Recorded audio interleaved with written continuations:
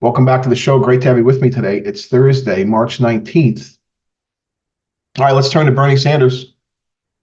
Bernie Sanders, the ultimate socialist. Let's work less and get paid more. Bernie Sanders has been joined by LaFonza Butler, a Democrat from California, introducing the 32-hour work week act to reduce the number of hours worked for a full-time employee without cutting into the pay. So same pay, but 8 hours less. And he prefaces this on the idea that, let me give you his exact quote. Today, American workers are over 400% more productive than were in the 1940s, and yet millions of Americans are working longer hours for lower wages than they did decades ago. That has got to change. Yeah, that data, if you look at non-farm business sector labor productivity for all workers since the mid-1940s, this is an index.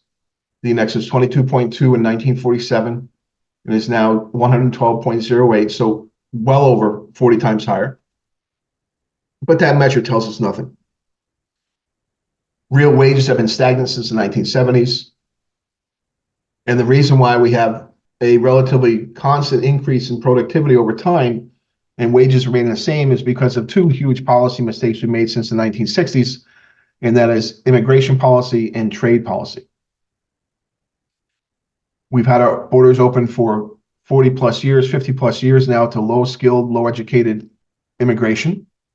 And we've transported large segments of our economy overseas and imported all of our manufactured goods since the 1970s. Productivity is an important measure for wealth creation in the economy. Average labor productivity more precisely. And here again is a policy prescription offered by the Democrats that does nothing to reduce inflation. I've said this many times recently. There's nothing the Democrats are doing on the fiscal side that is helping the Fed fight inflation. Everything they're doing on the fiscal side is inflationary. And here's another example of it. We have universal basic income as a popular tool now amongst blue state governors and mayors. Again, highly inflationary. And why not just go down that path, Bernie? Why work at all? If it's government funded, it means free, doesn't it? How about universal basic income for everybody? How about we start $1 million a year? Wealth is produced through output per worker. And as long as the output per worker is greater than the costs per worker, then we have increase in wealth and increase in productivity. The work from home, 4-day work week, the full-time job that is 32 hours. These are not the policies of a strengthening, growing economy. And I love that Bernie Sanders uses France as an example. You don't want to use France as an example for much of anything. Maybe wine, maybe cheese, but that's about it.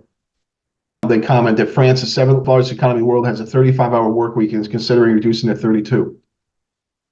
Yeah. And France is dying. Bad policy results in bad outcomes. No, Bernie. Sorry, American workers. There's something we have to remind ourselves of regularly, and that is our basic needs: food, clothing, shelter, perhaps add medical care there. If you're not providing those for yourself, someone else is providing them for you.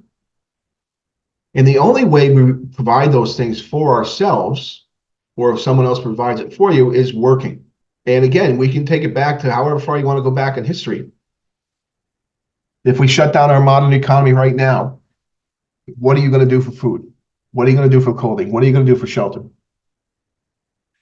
You're going to have to find your own food, grow your own food, kill your own food. You're going to have to make your own clothes and find the materials to do so. You're going to have to build your own home. We have this thin veneer of civilization covering our eyes now, where we look around us and we have everything we need. But everything we need could go away in a heartbeat because the system is so delicate.